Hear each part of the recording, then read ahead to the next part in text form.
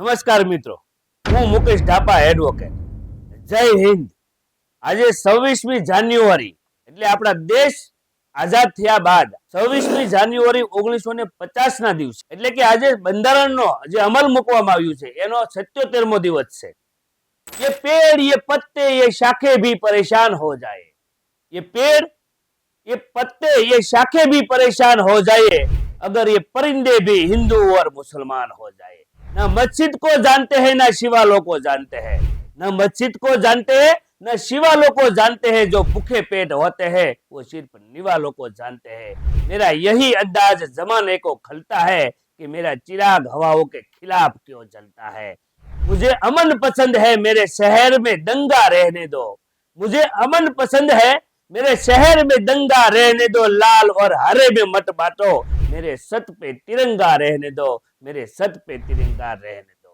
तो મિત્રો 26મી જાન્યુઆરી એટલે કે આપણો પ્રજાસત્તાક દિવસ, એટલે કે આપણો બંધારણીય દિવસ, એટલે કે લોકતંત્રની ઉજવણીનો દિવસ.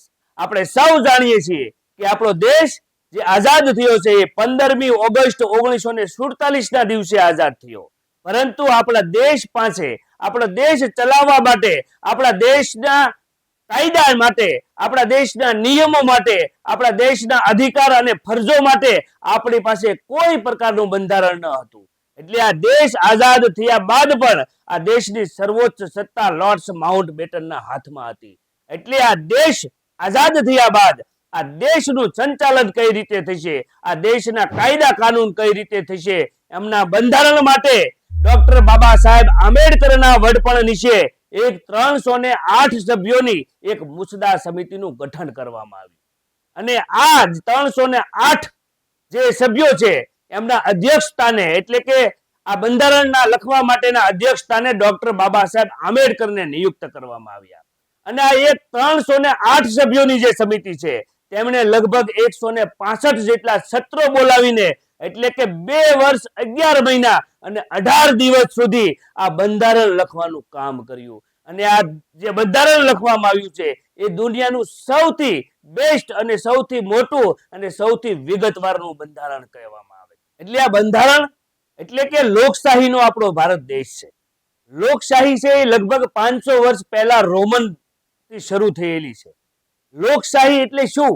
અબ્રાહમ લિંકન એવું કહે કે લોકો માટે, લોકો દ્વારા અને લોક ઉપયોગી જે કામ કરતી હોય એમને લોકતંત્ર કહેવામાં આવે છે. અને આ બંધારણથી આપણી પ્રજાસત્તાક જે દિવસ છે એનાથી એટલે કે પ્રજા પોતે પોતાના મતાધિકારથી પોતાનો રાજા નક્કી કરે છે. એટલે કે આ બંધારણ બાદ એટલે પ્રજાસત્તાક એટલે રાજાનો દીકરો રાજા નહીં, પરંતુ જે લાયક હોય તે રાજા. હમણાં એક સુપર 13 પિક્ચર પણ આવેલું, એમાં પણ કહેવામાં આવેલું कि अब राजा का बेटा राजा नहीं बनेगा, राजा वही बनेगा जो हकदार होगा. એટલે કે આ ભારત દેશ આઝાદ થયો અને ભારત દેશને આઝાદી માટે આપણે સૌ જાણીએ છીએ કે આપણા ક્રાંતિકારીઓએ કેટલી બધી જહેમત ઉઠાવી છે. કેટલા બધા લોકોએ કાળા પાણીની સજાઓ ખાધી છે, લાઠી ચાર્જમાં લાઠીઓ ખાધી છે, સામી સાતીએ ગોળીઓ ખાધી છે અને કેટલાય તો હસતા મોતે ફાંસીને માછડે સડી ગયા છે. ત્યારે જઈને આપણને આઝાદી મળી છે. અને આ આઝાદી બાદ આપણું દેશનું સંચાલન કઈ રીતે થશે, આપણા દેશના કાયદા કાનૂન કઈ રીતે ચાલશે, આપણા દેશનું બંધારણ કઈ રીતે હશે, એ બંધારણ જે નક્કી થયું છે, જે આપણો ભારતનો સૌથી પવિત્ર ગ્રંથ જો ગણવામાં આવતો હોય, આ જે આપણે આપણું ધર્મ પુસ્તક ગીતા છે એટલું જ પવિત્ર આપણે આપણા બંધારણને પણ માનીએ છીએ. આ બંધારણથી આપણને બંધારણીય હક્કો અને બંધારણીય ફરજો નક્કી કરવામાં આવી છે. આજના યુવાનો આ દેશ પાસે પોતાના હક અને અધિકાર માટે લડાઈ લડે છે. પોતાને જે હક મળ્યા છે એમના માટે આંદોલનો કરે છે, રોડ ઉપર આવે છે, સરકારની વિરુદ્ધ આંદોલનો કરે છે અને બંધ પોકારે છે. પરંતુ મિત્રો આ આઝાદી છે એ કઈ રીતે મળી છે? આપણા જે વડવાઓ હતા એ ગુલામીની અંદર કેવી રીતે જીવ્યા છે, એને કઈ રીતે આ આઝાદી મળી છે ને એની વિશે એમને જ્ઞાન નથી. આઝાદી કેટલી મહત્વની વસ્તુ છે. આપણો ભારત દેશ છે ને એક સમયે સોનાની સીડિયા કહેવાતો હતો. ભારતની અંદર આવવા માટે વર્ષો પહેલા અનેક દેશોમાંથી ભારતની અંદર લોકો આવ્યા છે. મિત્રો આપણો ભારત દેશ પહેલાના સમયમાં એટલો પ્રભાવશાળી હતો કે દુનિયાના દરેક દેશના લોકો ભારતની અંદર આવવા માટે આતુર હતા. સૌ પ્રથમ અહીંયા આર્ય સમાજના લોકો બધે યુરોપથી આવીને સ્થાયી થયા. ત્યારબાદ આ દેશની અંદર મુગલો પણ આવ્યા અને વસવાટ કર્યો. ત્યારબાદ પોર્ટુગલથી વાસ્કો દ ગામા આવીને તેમણે પણ લોકો સાથે અહીંયા વેપાર શરૂ કર્યો. ત્યારબાદ ફ્રાન્સના લોકો આવીને પણ અહીંયા ભારતમાં વસવાટ કર્યો અને વેપાર શરૂ કર્યો. અને છેલ્લે આ દેશની અંદર બ્રિટિશરો એટલે કે અંગ્રેજો આવ્યા અને આ અંગ્રેજોએ આપણા દેશની અંદર લગભગ 200 વર્ષ સુધી પોતાની પાસે સત્તા પણ રાખી અને આ ભારત દેશને ગુલામ બનાવીને રાખી. અને આ 200 વર્ષની અંદર ભારતની પ્રજા ઉપર તેમણે ખૂબ અત્યાચારો પણ. અને 1757 ના પ્લાસીના યુદ્ધ પછી અંગ્રેજોએ ભારતની ઉપર રાજકીય પ્રભુત્વ મેળવ્યું અને અંગ્રેજ ડેલ હાઉસી ભારતના પ્રથમ ગવર્નર જનરલ બન્યા. આ 200 વર્ષની અંદર આ અંગ્રેજ સલ્તનતે ભારતની પ્રજા ઉપર એટલી પીડાઓ, એટલી વેદનાઓ અને એટલા અત્યાચારો ગુજાર્યા કે આપણે એમની વાત માત્ર સાંભળીએ ને તો પણ આપણા રૂવાડા બેઠા થઈ જાય. અને આ જે અંગ્રેજ સલ્તનતે જે ભારત ઉપર જે અત્યાચારો ગુજાર્યા છે એ અત્યાચારો સહન ન થતા ભારતની પ્રજાની અંદર આઝાદી માટેની એક ચળવળ ઊભી થઈ અને આ ચળવળની અંદર ભારતના કેટલાય વીર શહીદો ક્રાંતિકારીઓએ આ દેશને આઝાદ કરવા માટે એટલા બધી યોજનાઓ બનાવી, એટલા બધા આયોજનો કર્યા, એટલા બધા મંડળો ઉભા કર્યા અને આ ભારતને આઝાદ કરાવવા માટે અમુક લોકોએ હિંસાથી તો અમુક લોકોએ અહિંસાથી આ દેશની લડત માટે પોતાનો સિંહ ફાળો આપ્યો છે. અંગ્રેજોના અત્યાચાર અને અમાનવીય વ્યવહારોથી ત્રસ્ત થઈ ભારતની પ્રજા એકઠી થઈ અને સુભાષચંદ્ર બોઝ, ભગતસિંહ અને ચંદ્રશેખર આઝાદે એક ક્રાંતિની આગ ફેલાવી અને પોતાના પ્રાણોની આહુતિ આપી. ત્યારબાદ સરદાર વલ્લભભાઈ પટેલ, મહાત્મા ગાંધી અને નહેરુજીએ સત્ય અને અહિંસાની હથિયાર વગરની લડત લડી, સત્યાગ્રહી આંદોલનો કર્યા, કેટલી વખત જેલમાં ગયા, લાઠી ચાર્જમાં લાઠીઓ ખાધી, પરંતુ ઝૂક્યા નહીં અને અંતે અંગ્રેજોએ આ ભારત દેશ છોડવા માટે મજબૂર થયા. અને અંતે આપણો ભારત દેશ 15મી ઓગસ્ટ અને 1947 ના રોજ આપણો દેશ આઝાદ થયો. અને આઝાદી બાદ જે આપણું બંધારણ અસ્તિત્વમાં આવ્યું છે એમની માટે આપણે 26મી જાન્યુઆરીનો દિવસ ઉજવીએ છીએ. મિત્રો, આ દેશની આઝાદી માટે કેટલાય લોકોએ પોતાના પ્રાણોની આહુતિ આપી છે, કેટલાય લોકોએ જહેમત ઉઠાવી છે, કેટલાય લોકોએ યાતનાઓ, પીડાઓ ભોગવી છે. એ યાતના અને પીડાઓને આપણે ભૂલી ન જઈએ. આજે આપણે આઝાદ છીએ તો એ એમની એ કુરબાની છે, એ કુરબાનીને આપણે ભૂલી ન જવી જોઈએ. એટલા માટે આપણે 15મી ઓગસ્ટ અને 26મી જાન્યુઆરીને આપણા રાષ્ટ્રીય તહેવાર તરીકે ઉજવીએ છીએ. અને આ દેશ માટે જેણે લોહી લઈ રહ્યું છે, જેમણે જહેમત ઉઠાવી છે, એવા લોકોને જો આપણે યાદ કરવા હોય તો મહાત્મા ગાંધી, ભગતસિંહ, ચંદ્રશેખર આઝાદ, સુખદેવ, રાજ્યગુરુ, સુભાષચંદ્ર બોઝ, બાલ ગંગાધર તિલક, વલ્લભભાઈ પટેલ, વીર સાવરકર, રામપ્રસાદ બિસ્મિલ્લા, ભીમરાવ આંબેડકર, ખુદીરામ બોઝ, અશફાક ઉલ્લા ખાન, મદનલાલ ઢીંગરા, ભીકાજી કામા, ગોપાલ કૃષ્ણ ગોખલે, લાલા લજપતરાય, ડોક્ટર રાજેન્દ્ર પ્રસાદ, શહીદ ઉધમસિંહ, લાલ બહાદુર શાસ્ત્રી, મંગલ પાંડે, ટીપુ સુલતાન, રાણી લક્ષ્મીબાઈ, તાત્યા ટોપે, નાના સાહેબ, બિપિન ચંદ્ર પાલ એવા અગણિત લોકોએ આઝાદી માટે પ્રયત્નો કર્યા છે. અને એક આંકડા મુજબ આ ભારત દેશને આઝાદ કરવા માટે 7,31,571 લોકોએ પોતાના જીવની આહુતિ આપી છે. ત્યારે જઈને આપણો દેશ આઝાદ થયો છે. અને આ આઝાદી આપણે ભૂલી જઈએ, આપણી આઝાદી માટે આપણો દેશ જે રીતે આઝાદ થયો છે એ આઝાદીને ભૂલીને આજનો યુવાન શું કરે છે કે સરકાર પાસે, આ રાજ્ય પાસે, આ દેશ પાસે પોતાના હક અને અધિકાર માટે લાઈનમાં ઉભો છે. પોતાના દેશ પ્રત્યેની પોતાની ફરજો ભૂલી રહ્યો છે. આ દેશ એ મારો દેશ છે. ભારતના કોઈ પણ વ્યક્તિની અંદર સૌથી સારો જો કોઈ ગુણ ધર્મ હોય ને તો એ રાષ્ટ્રભક્તિ છે. રાષ્ટ્રને વફાદાર હોવું એ સૌથી ઉત્તમ ગુણોનો એક ગુણ છે.